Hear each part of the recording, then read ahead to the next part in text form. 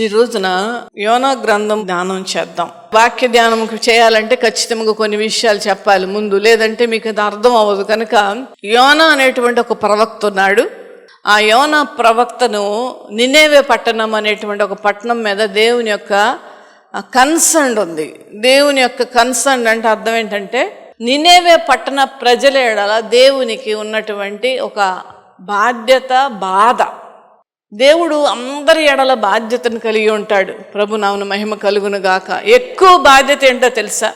ఎక్కువ బాధ్యత ఏంటంటే, ఆయనకు తన ప్రజలు అయినటువంటి వారందరూ కూడా వారు చెడుతనామని విడిచి దేవుణ్ణి తెలుసుకొని దేవుని మార్గములో నడవాలని. అంత చేస్తే చాలు. ఆయన కృపా సత్య సంపూర్ణుడుగున్న దేవుడు ఆయన కృపా వాత్సల్యాన్ని కుమ్మరిస్తాడు. హల్లెలూయా, హల్లెలూయా. కనుక ఆ యొక్క నినేవే పట్టణం మీద ఆ బాధ, ఆ బాధ్యత, లేదంటే ఆ కన్సర్న్ ఉండి ప్రవక్త అయినటువంటి యోనాతో మాట చెప్తాడు. ఏంటంటే, నినేవే పట్టణానికి వెళ్ళి నువ్వు ఇంకా 40 దినాలలో ఆ నినేవే పట్టణము నాశనము రాబోతున్నది. ఇది ప్రణాళిక అయితే పరలోకంలో అయ్యింది. కానీ దేవుడు ఏమనుకున్నాడంటే, ఒకసారి ఛాన్స్ ఇద్దాం వీళ్ళకి. ఛాన్స్ ఇచ్చి నా ప్రవక్త అయినటువంటి యోనాను పంపించి అక్కడ వాళ్ళకి తెలియజేద్దాం ఈ మాట. ఛాన్స్ ఇద్దాం. ఎప్పుడు కూడా దేవుడు అవకాశాలు ఇచ్చేటువంటి దేవుడు ఆయన. హల్లెలూయా, హల్లెలూయా. తప్పులు చేసినప్పటికీ కూడా దేవుడు చాలా అవకాశాలు ఇస్తాడండి. ఆ అవకాశాలు మనం వినియోగించకపోతే దాని పరిమాణం చాలా బహుభయంకరంగా ఉంటుంది. దేవుడు అవకాశాలు ఇస్తూ ఉన్నప్పుడు దానిని ఖచ్చితంగా తిరగాలి, ఆయన వైపు తిరగాలి. అది వార్నింగ్స్ ఇస్తాడు, సేవకుల ద్వారా మాట్లాడతాడు, వాక్యం ద్వారా మాట్లాడతాడు, దేవుని పాటల ద్వారా దేవుడు మాట్లాడతాడు. అప్పుడు మనం ఖచ్చితంగా తిరగాలి. మరి ఈ యొక్క యోనా ప్రవక్తను చెప్పాడు డైరెక్ట్గా దేవుడు. ఏమనంటే, నినేవే పట్టణానికి వెళ్ళి నీవు అక్కడ ఉన్నటువంటి నినేవే ప్రజలతో 40 దినాలలో ఈ యొక్క ఉగ్రత రాబోతూ ఉన్నది కనుక దేవుడు సమయం ఇస్తున్నాడని చెప్పినప్పుడు ఫస్ట్ యోనా ఏం చేశాడంటే, అక్కడి నుండి తర్షీషుకు వెళ్ళిపోయాడు. చెప్పిన మాట వినకపోతే సరేలేని ఊరుకోడు దేవుడు, మళ్ళా చేయిస్తాడు. అదే జరిగింది యోనా విషయంలో. అక్కడ ప్రజలకు ఏమని చెప్తున్నాడో ఇక్కడ మనం చూద్దాం. అది 3వ అధ్యాయంలో ఉన్నటువంటి భాగం. నినేవే పట్టణము 60 మైళ్ళ విస్తీర్ణము కలిగినటువంటి పట్టణం.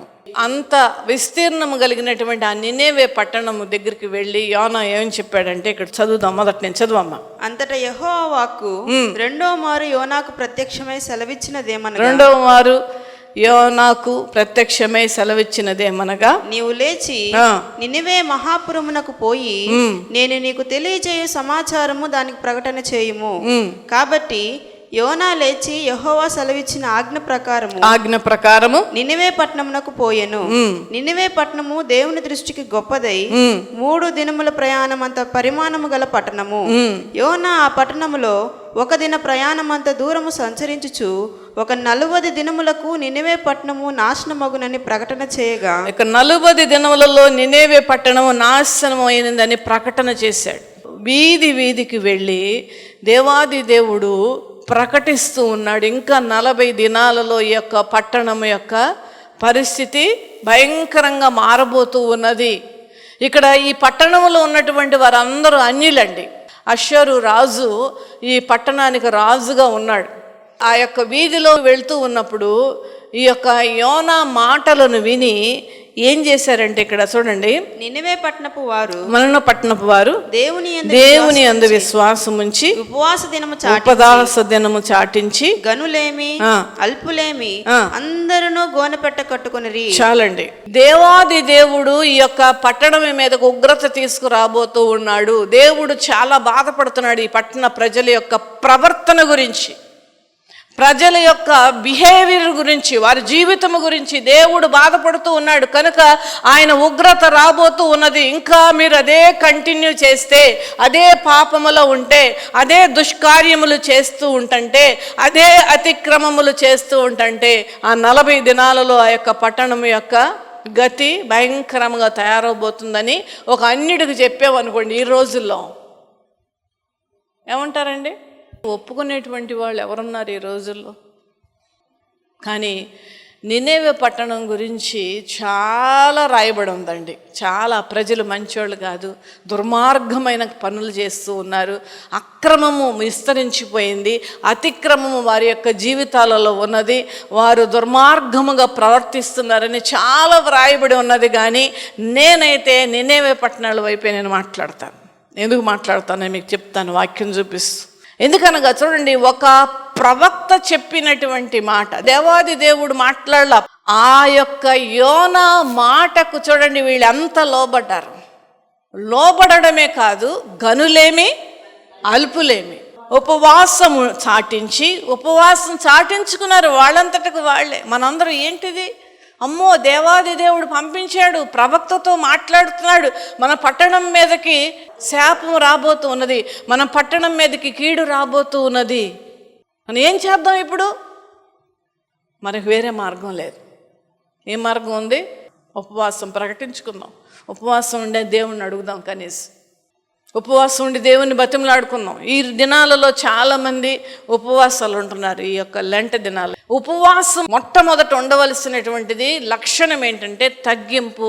నినేవే పట్టణ ప్రజలు తగ్గించుకున్నారు. మనందరికీ కూడా ఏదన్నా ఒక కష్టం వచ్చినప్పుడు ముందుగా నేనేమన్నా తప్పు చేశానా, నేనేమన్నా దేవునికి వ్యతిరేకంగా ఎక్కడైనా మాట్లాడానా, నేనెక్కడైనా దేవుని మందిరాన్ని నేను నిర్లక్ష్యం చేశానా, సేవకులతో అబద్ధాలు ఆడుతున్నాను. చాలామంది సేవకులతో కూడా అబద్ధాలు ఆడతారు. అంటే దేవుడు వింటున్నాడు ఈ మాటలు అనేటువంటి ఒక భయం లేకుండా ప్రవర్తించడం చాలా చాలా మంచిది కాదండి. అది మీకు ఆ స్పృహ మనకు ఉండాలి. అయితే నినేవే పట్టణ ప్రజలు దేవునికి ఉన్నట్టుండి భయపడడం మొదలుపెట్టారు.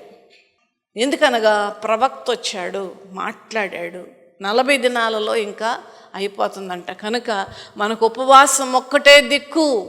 ఉపవాస దినాలు ప్రకటించుకొని మనం చేయవలసిన మొట్టమొదటి ఏంటంటే మనలో రావలసిన మార్పు. అంతేకాని కొత్త బట్టలు కట్టుకునే మార్పు, లేదంటే పూలు పెట్టుకోకుండా ఉండడం, నాన్ వెజిటేరియన్ తినకుండా ఉండడం, ఇది కాదండి. అది మనల్ని మనం సంతోష పెడతదేమో కానీ మన ఆరాధించే దేవుణ్ణి సంతోష పెట్టదు. ఈ ప్రజలు చేసిన మొట్టమొదటి అద్భుతమైనటువంటిది ఏంటంటే ఉపవాస దినాన్ని ప్రకటించారు. గనులేమి అల్పులేమి. వీళ్ళకున్నటువంటి ఏక మనసు చూసారండి. సంఘములో కూడా ఆ విధముగా సంఘ కార్యక్రమాల విషయంలో, సంఘ సేవా కార్యక్రమాల విషయంలో ఈ ఐక్యత కలిగి ఉండాలి. మనము వాక్యము ఎప్పుడో రాయబడినటువంటి వాక్యం ఈ రోజును కూడా మనము ధ్యానిస్తున్నామంటే దానిలో ఉన్నటువంటి ఆ యొక్క అర్థాన్ని మనము తీసుకుని దాని ప్రకారం ప్రవర్తించడం మనకి ఎంతో భాగ్యము.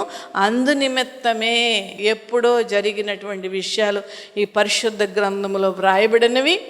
అనేక మంది సేవకులు ఈ గ్రంథములో ఉన్నటువంటి విషయాలను వివరించి చెప్తూ ఉన్నారు. హల్లెలూయా, హల్లెలూయా. గనులేమి అల్పులేమి గోనె పట్ట కట్టుకొనిరి.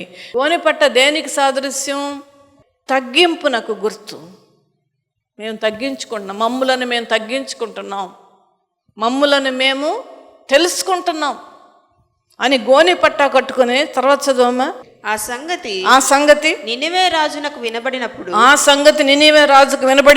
అతడును తన సింహాసనము మీద నుండి దిగి తన రాజవస్త్రము తీసివేసి గోనెపట్ట కట్టుకొని బూడిదలో కూర్చుండెను. చూసారండి, నినివే రాజునకు అది వినబడింది. రాజు అడిగాడు, ఏంటి ఎవరు చూసిన గోనె పట్టాలు వేసుకున్నారేంటి, అందరు ఏడుస్తున్నారేంటి, అందరు ముఖాలు ఏంటి ఒక రకంగా ఉన్నాయి, ఏమైంది అని అంటే అప్పుడు ఒక ఉన్నటువంటి మంత్రి చెప్పాడు, దేవుని యొద్ద నుండి వచ్చేటువంటి ఒక ప్రవక్త ఉన్నాడట. ఆయన వచ్చి వీధి వీధి తిరిగి 40 దినాలలో నినేవే పట్టణం యొక్క గతి భయంకరంగా ఉండబోతున్నది, దేవుని యొక్క ఉగ్రత రాబోతున్నది నినేవే పట్టణానికని చెప్పారంట. వెంటనే వాళ్ళకి ఆ కనువిప్పు వచ్చింది, భయం వేస్తూ ఉన్నది. నేను నశిస్తానేమో, నా కుటుంబం నశిస్తుందేమో, నా పరివారం నశిస్తారేమో అని అందరూ కూడా వారు తమ్ములు తాము తగ్గించుకొని బూడిదలో కూర్చొని గోనెపట్ట వేసుకుని ప్రార్థన చేయడం ప్రారంభించారు అని చెప్పినప్పుడు, నేను రాజునా వాళ్ళ రాజు? నా యొక్క సంస్థానాధిపతులు ఉన్నటువంటి ప్రజలు నా కింద బతకవలసిన వాళ్ళు నేను పర్మిషన్ ఇవ్వకుండా నా ఇష్టం లేకుండా ఇల్లటి చేయడం ఏంటి అనలా. వెంటనే రాజు కూడా ఏం చేశాడు, సింహాసనాన్ని దిగాడండి. అది గొప్పతనం. సింహాసనాన్ని దిగి ఏం చేశాడండి? రాజవస్త్రాన్ని తీసేశాడు. తీసేసి గోనెపట్ట తెప్పించుకున్నాడు. ఆయన కూడా గోనెపట్ట వేసుకుని దేనిలో కూర్చున్నాడండి? ఎంత తగ్గింపండి! తన్ను తాను తగ్గించుకుని వాడిని దేవుడు హెచ్చిస్తాడు. తన్ను తాను తగ్గించుకొని ఆ యొక్క రాజవస్త్రాన్ని తీసివేసి గోనెపట్ట కొట్టుకుని బూడిదలో కూర్చుండాడు. మరియు రాజైన తానును ఆయన మంత్రులను ఆయన మంత్రులకు ఆజ్ఞ ఇచ్చాడు. ఏమని ఆజ్ఞ ఇచ్చాడు? ఒకవేళ దేవుడు మనసు త్రిప్పు. చూడండి ఇక్కడ ఛాన్స్. ఒకవేళ ఎప్పుడైనా ఒకటి మనం చేస్తున్నప్పుడు ఛాన్స్ ఎప్పుడు మనం తీసుకోవాలి. ఇక్కడ కూడా చూడండి, ఒకవేళ చివరి వరకు మనం పోరాడాలి. గుర్తుపెట్టుకోండి దేవుని బిడ్డలారా, ఏదో క్యాజువల్గా మనం బతికేయద్దు. చివరి వరకు మనం పోరాడాలి. ఒకవేళ ఇక్కడ ఛాన్స్ అంతే. దేవాది దేవుడు ఒకవేళ క్షమిస్తాడో లేదో, అయినప్పటికీ కూడా మనం ఏం చేద్దామంటే ఉపవాసం ఉందాం, ప్రార్థన చేద్దాం, దేవుణ్ణి బతిమలాడుకుందాం. ఒకవేళ దేవుడు మనస్సు మార్చుకుంటాడేమో. దేవుడిలో మార్పు అనేటువంటిది ఉంటుందండి. పాట కూడా ఉంది కదా, మార్పు లేని దేవుడు నీవని ఉంటుందండి. దేవుడు మాట ఇచ్చి తప్పుతాడండి? దేవుడు నిర్ణయిస్తే మార్చుకుంటాడు ఆయన నిర్ణయాన్ని? కాదు కదా. కానీ ఏమైందో చూద్దాం, ఇక్కడ చదవండి. ఒకవేళ దేవుడు మనస్సు తిప్పుకొని పశ్చాత్తాపుడై మనము లయము కాకుండా తన కోపాగ్ని చల్లార్చుకొనును గనుక మనుషులు ఏదియూ పుచ్చుకొనకూడదు. చూడండి, ఇక్కడ ఇంకో స్టెప్ పెరిగింది రాజుకి. ఇక్కడ ఈ రాజు చాలా గ్రేట్ రాజు అండి. ఎందుకంటే ప్రజలు తన అనుమతి లేకుండా చేసినప్పటికీ కూడా ఒక మంచి పనిని మరి ఆయన సమర్థించి, ఆయన కూడా ప్రజలు పక్షాన, లేదంటే ప్రజలు చేసినట్లుగా ఈయన చేస్తూ మంత్రులకు ఆజ్ఞ ఇచ్చాడు. ఏమనంటే మనుషులు ఏదియూ పుచ్చుకొనకూడదు. పశువులు గాని ఎద్దులు గాని గొర్రెలు గాని మేత వేయకూడదు. నీళ్లు త్రాగకూడదు. మనుష్యులందరూ తమ దుర్మార్గములను విడిచి తాము చేయు బలాత్కారమును మానివేయవలెను. చూసారండి, ఇక్కడ ఖచ్చితంగా రాజు ఆలోచించుండి ఉంటాడండి. ఎందుకు నినేవే పట్టణాన్ని దేవుడు శపించబోతూ ఉన్నాడు? ఎందుకు నినేవే పట్టణాన్ని నాశనం చేయబోతూ ఉన్నాడు? ఎందుకు ఆయన ఉగ్రత ఈ యొక్క నినేవే పట్టణం మీదకు వచ్చిందనంటే ఆలోచించుండి ఉంటాడు రాజు. ఇంకో పలానా ఊర్లో ఇది జరిగింది కదా, పలానా ఊర్లో ఈ బలాత్కారం జరిగింది కదా, పలానా ఊరిలో ఈ యొక్క మోసం జరిగింది కదా, పలానా ఊర్లో ఈ దొంగతనం జరిగింది కదా, అటువంటి ఈ ప్రజలందరూ కూడా దుర్మార్గముగా ప్రవర్తిస్తున్నారు కదా, ఇవన్నీ నా దగ్గర నోటీస్ వచ్చినాయి కదా అని ఆలోచిస్తుంటాడా లేదా? ఎప్పుడు నేను వాక్య వెనక భాగాన్ని నేను ధ్యానించడం నాకు ఇష్టం. కూర్చొని ఆలోచించుంటాడు. ఎందుకంటే రాజు ఆయన. ఖచ్చితంగా రాజు ఇటు అటు అన్ని విధాలుగా ఆలోచించి ఎందుకు అసలు ఇది వచ్చింది అనేటువంటి అద్భుతమైన ఆలోచన వచ్చింది. అందుకనే మంత్రులకు ఆజ్ఞ ఇచ్చాడు. ఏమనంటే దుర్మార్గతను విడిచి. చూడండి దేవుని బిడ్డలారా, మందిరములో మనం ఎంత బాగా ఉంటున్నామో మన ఇళ్ళ దగ్గర కూడా, మన కాలేజీ దగ్గర కూడా, మనం ఉంటున్నటువంటి దగ్గర కూడా అదే ప్రవర్తనను మనం కలిగి ఉండాలి. ఆలోచించాడు రాజు, ఎందుకు వచ్చింది ఈ శ్రమ, ఎందుకు వచ్చింది ఈ ఉగ్రత?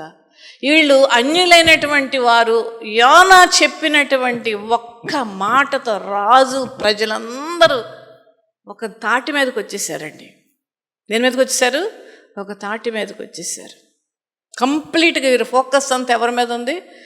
దేవుని మీద ఉంది. అంతేకాదు దేవుని యొక్క వార్నింగ్ మీద ఉంది. ఇప్పుడు ఏం చేద్దాం మనం? దేవుడు డిక్లేర్ చేశాడు, దీనిని ఎలా మార్చగలుగుతామని చెప్పేసి ఉపవాసం ప్రకటించి ఆ మంత్రులకు చెప్తూ ఉన్నాడు, దుర్మార్గతను మీరు విడిచిపెట్టాలి. చదువమ్మా.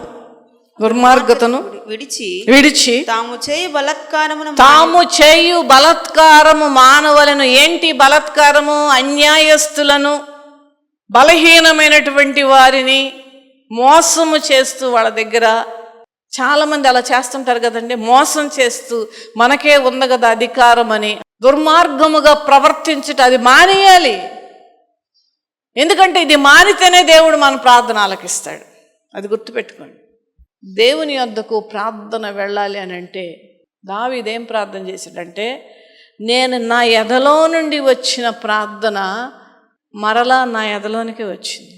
అంటే నా హృదయంలో ఉన్న బాధ దేవుడు చెప్పుకుంటుంటే అది మళ్ళీ నా హృదయంలోనికి వచ్చింది. అంటే అర్థం ఏంటి? దేవుని సన్నిధికి అది వెళ్ళలా. దుర్మార్గతను విడిచిపెట్టాలి. రాజు అద్భుతమైన ఆజ్ఞ ఇస్తూ ఉన్నాడండి ప్రజలకు. దుర్మార్గతను విడిచిపెట్టాలి, తర్వాత బలాత్కారమును మానేసేయాలి. మనుషులేమి పశువులేమి సమస్తము గోనెపట్ట కట్టుకొని జనులు మనోపూర్వకంగా దేవుని వేడుకొనవలెను. జనులు అయినటువంటి వారు ఎంత అద్భుతమైన వార్నింగ్ చూడండి. ఊరికేనే ప్రార్థన కాదు, అక్కడ పెదవులతో చేసే ప్రార్థన కాదు, హృదయం నుండి ప్రార్థన రావాలి. నిజమైన పశ్చాత్తాపం రావాలి. అయ్యా నీకు వ్యతిరేకముగా నేను ఈ విధముగా తప్పులు చేశాను అనేటువంటి అద్భుతమైన పశ్చాత్తాపంతో కూడిన ప్రార్థన చేయాలి. అంత అద్భుతమైన వార్నింగ్స్ చూసారండి. మనస్ఫూర్తిగా దేవుడిని వేడుకోవాలి, మనస్ఫూర్తిగా దేవుని అన్ని బ్రతిమలాడాలి అని దూతలు నినివే పట్టణం మళ్ళీ చాటించారు. ఇక్కడ చూడండి, ప్రజలు ఆల్రెడీ ఉపవాస ప్రార్థనలు మొదలు పెట్టారు. ఈ అద్భుతం చూడండి, ఎంత చక్కగా యాడ్ చేశాడు ఈ రాజు ఆ యొక్క ప్రజలకు. ఆల్రెడీ ప్రజలు ఉపవాస ప్రార్థన ప్రారంభించారు, ఉపవాసం చేసి ప్రార్థన చేస్తున్నారు. అక్కడ ఎక్కడైనా వాళ్ళ ప్రార్థనలో ఒకళ్ళ ఎక్కడన్నా ఒక బలహీనత ఉన్నదేమో, ఆ ప్రార్థనలో సరైనటువంటి ప్రార్థనగా లేదేమో, ఆ ప్రార్థన దేవుని సన్నిధికి వెళ్లకుండా ఉండే ప్రార్థనగా ఉంటుందేమో అని చెప్పేసి రాజు అధికారముతో ఇచ్చినటువంటి ఆజ్ఞ ఏంటంటే, దుర్మార్గతను మీరు విడిచిపెట్టేసేయండి, బలాత్కారం అంటే పాపం ఎన్ని కూడా మానేయండి, మనుషులేమి పశువులేమి అందరూ కూడా, పశువులు మీతో పాటు పశువులు కూడా ఉపవాసం ఉండాలి. అంతేకాదు మీరు ప్రార్థన చేస్తున్నప్పుడు మీ ధ్యాస దేని మీద ఉండాలి? దేవుని మీద ఉండాలి. మనస్ఫూర్తిగా వేడుకోవాలి అని దూతలు నినివే పట్టణం చాటించిన ప్రకటన చేసిరి. ఈ నినివే వారు తమ చెడు నడతలను మానుకొనగా ప్రభునామన మహిమ కలుగునుగాక. హల్లెలూయా. నినివే వారు చెడుతనమును మానుకొనగా ఏం జరిగిందండి? వారు చేయుచున్న క్రియలను దేవుడు చూచి పశ్చాత్తాపుడై వారికి చేదునను తాను మాట ఇచ్చిన కీడు చేయక మానెను. చూసారండి, దేవుడు మనస్సు మార్చుకున్నాడా లేదా? ఎంత గొప్ప దేవుడు అంటే మన దేవుడు మనస్సు మార్చుకున్నాడంట. ఎంత గొప్ప దేవుడు, ఎంత గొప్ప దేవుడు. నిర్ణయం తీసుకుని పంపించిన తర్వాత ఒక్క చేంజ్ వచ్చింది ప్రజలలో. వెంటనే ఆయన మనస్సు మార్చుకున్నాడు. అంతేకాదు పశ్చాత్తాపుడయ్యాడంటండి. చేయవలసిన కీడు చేయక మానేశాడు దేవుడు. ముందుగా అయితే దేవునికి వాళ్ళ మీద కోపం వచ్చింది, బాధపడ్డాడు. వీళ్ళందరూ ఇలాగే ఉంటే, ఈ దుర్మార్గముతో ప్రవర్తిస్తే, బలాత్కారము అంటే అర్థం ఏంటంటే భయంకరమైనటువంటి బిహేవియర్. అలాంటి దుర్మార్గతను వీళ్ళు చేస్తూ ఉన్నప్పుడు నినివే పట్టణం వాళ్ళు బలాత్కారంతో ప్రవర్తిస్తున్నప్పుడు దేవుడు చూసి వాళ్ళని బాధపడి వీళ్ళను ఈ విధముగా చేయాలంటే ఒక నిర్ణయం తీసుకున్నాడు.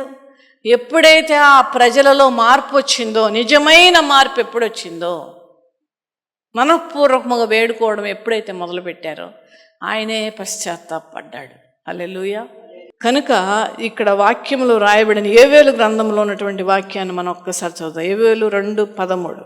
మీ దేవుడైన యెహోవా కరుణా వాత్సల్యము కరుణ వాత్సల్యము మరియు వాత్సల్యము కలిగిన దేవుడు, శాంతమూర్తియు అత్యంత కృపగలిగినటువంటి వాడునయ్యుండి తాను చేయనుద్దేశించిన కీడును చేయక పశ్చాత్తాపడును గనక మీ వస్త్రములను కాక మీ హృదయములను చింపుకొని ఆయన తట్టు తిరుగుడి. మీ దేవుడైనటువంటి వాడు లక్షణాలేంటి? కరుణ, వాత్సల్యం. కరుణ అంటే ఏంటంటే దయ. దయా, కరుణ, వాత్సల్యం, జాలిగల మనస్సు, దయగల మనస్సు, కరుణ. కరిగిపోయేటువంటి వాళ్ళు, ఒక కష్టం చూస్తే కరిగిపోయేటువంటి వాళ్ళు, ఒక కన్నీటిని చూస్తే కరిగిపోయేటువంటి దేవుడు ఆయన. వాత్సల్యం అంటే ఏంటి అర్థం? ప్రేమతో పాటు జాలి, ప్రేమతో పాటు కరుణ, ప్రేమతో పాటు కన్సర్న్, ప్రేమతో పాటు కాపుదల, ఇన్ని కలగలిపినటువంటి మాట వాత్సల్యం. హల్లెలూయా. నీ దేవుడైన యెహోవా కరుణా వాత్సల్యము కలిగిన వాడును శాంతమూర్తి, అత్యంత కృప కలిగిన వాడు. శాంతం చూపించాడా లేదా? 40 దినాలు ఇచ్చాడా లేదా? వెంటనే అసలు మామూలుగా యోనా ప్రవక్తను పంపించకుండానే ఒక్కసారి ఆయన గట్టిగా నినెవె పట్టణ ప్రజల వైపు చూస్తుంటే నాశనం అయిపోయేది. కానీ శాంతమూర్తి అనే ఆ యొక్క పేరుకు తగ్గట్లుగా ఆయన శాంతం వహించి వాళ్ళకి 40 దినాలు టైం ఇచ్చి, మాట వినకుండా వెళ్ళిపోయిన ప్రవక్తను మళ్ళా లాక్కొచ్చి, నువ్వు మళ్ళా వెళ్ళాల్సిందే, నీకు అప్పచెప్పాను అది నువ్వు చేయాల్సిందే అని మళ్ళా ఆ యొక్క ప్రవక్తను పంపించి ఆ ప్రజల ఎడల కరుణ వాత్సల్యము కనపరిచాడు. హల్లెలూయా. కానీ ఇక్కడ అద్భుతం ఏంటంటే నినెవె పట్టణ ప్రజలు ఆ యొక్క కరుణ వాత్సల్యాన్ని వీళ్ళు ఏం చేశారు? వినియోగించుకున్నారు. ఇర్మియా గ్రంథం 18వ అధ్యాయం 7-10.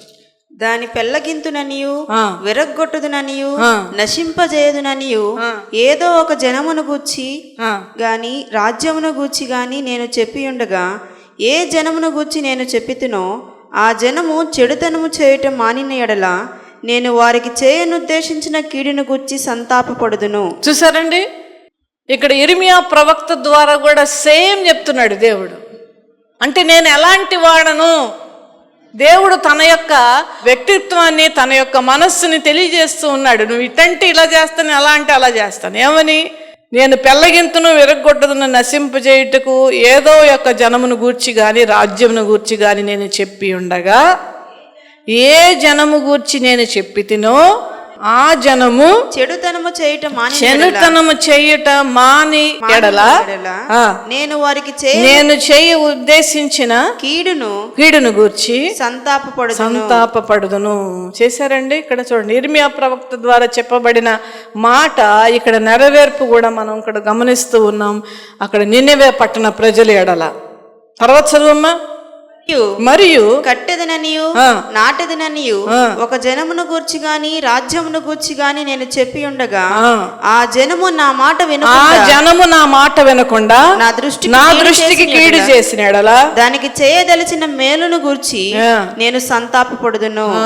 చూసారండి, దానికి సంతాపడతాడు, దేనికి కూడా సంతాపడతాడు దేవుడు. ఏ సంతాపడాలి మన ఎడలు చూసి దేవుడు? మనం ఎప్పుడు కూడా నినెవె పట్టణ ప్రజల వలె మనం ఉండాలి. ప్రతి దినము కూడా మనల్ని మనం పరీక్షించుకుంటూ బ్రతకాలి.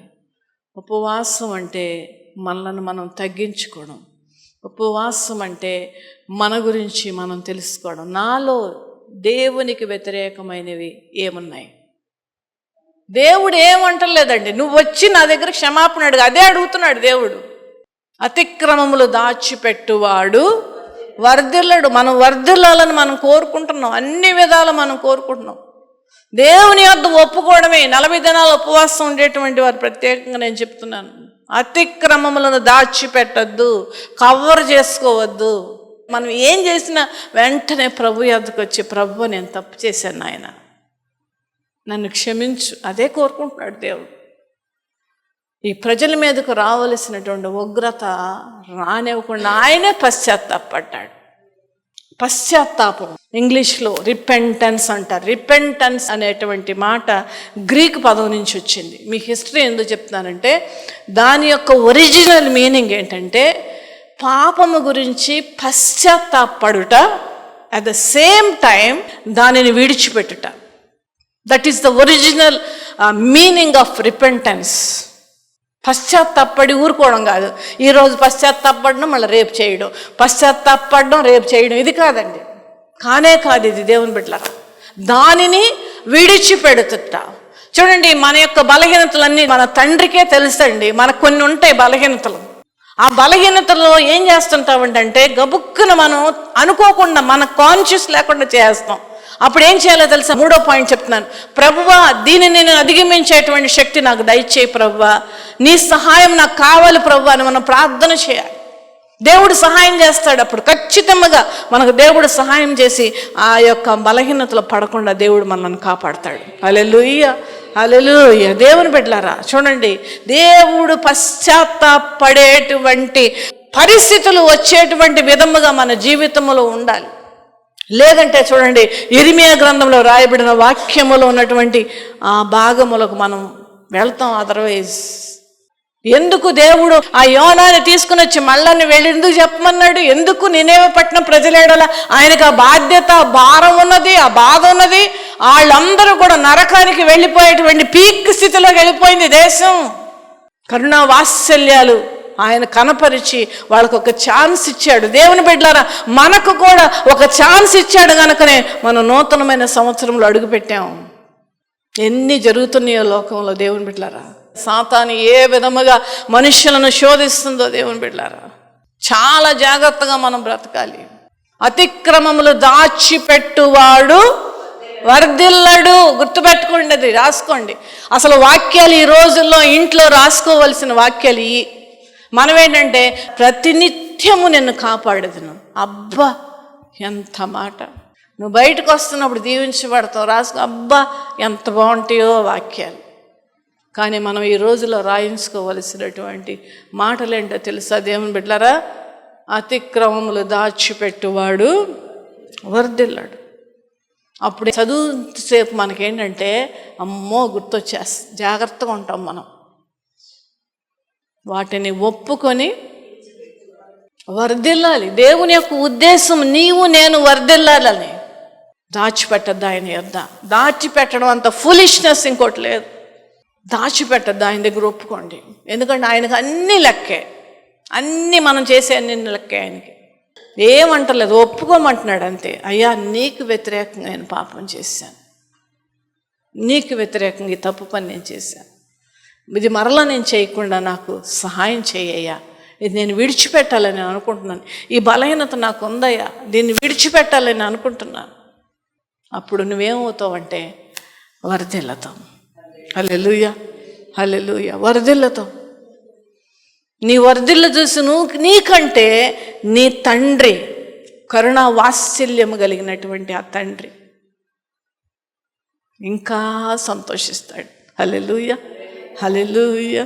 కనుక దేవుని బిడ్డలారా, నినేవే పట్టణ ప్రజల యొక్క రక్షణ విషయంలో దేవుడు చింతించినట్లు ఈ రోజున చాలామంది విషయంలో కూడా చింతిస్తూ ఉన్నాడు, వార్నింగ్స్ ఇస్తున్నాడు. స్పృహ లేకుండా బ్రతకడం అనేటువంటి అర్హత మనకు లేదు దేవుని బిడ్డలారా. ఎందుకంటే మనలను ఆయన స్వరక్తాన్ని ఇచ్చి కన్నాడు, తన ప్రాణాన్ని పణముగా పెట్టి మనల్ని రక్షించుకున్నాడు. మనం వర్ధిల్లాలని ఆయన కోరుకుంటున్నాడు. మనము ఆయనతో పాటు పరలోకములో బ్రతకాలని ఆయనతో పాటు ఆయన కోరుకుంటున్నాడు. కనుక ఆయన యొక్క ఇష్టాన్ని మనము కూడా గౌరవించి ఆ రీతిగా బ్రతకడానికి మనం ప్రయత్నం చేద్దాం. కొన్ని విషయాలలో బలహీనతలు ఒకవేళ ఉంటే దేవునికి ప్రార్థన చేయండి. ఈ బలహీనత నుండి నన్ను విడిపించు ప్రభువా, దీని నుండి నన్ను కాపాడు ప్రభువా. చాలు, అంతే అంతే, ఇంకేం కోరుకోవట్లేదు దేవుడు. కనుక ఆ కరుణ వాత్సల్యము గల దేవుడు మనల్ని కరుణించి ఆ వాత్సల్యం మన ఎడల కనపరిచి ఆయన బిడలుగా మనల్ని నడిపి ఆయన పరలోక రాజ్యములో మనలందరినీ కూడా ప్రవేశపెట్టును గాక. Amen, amen.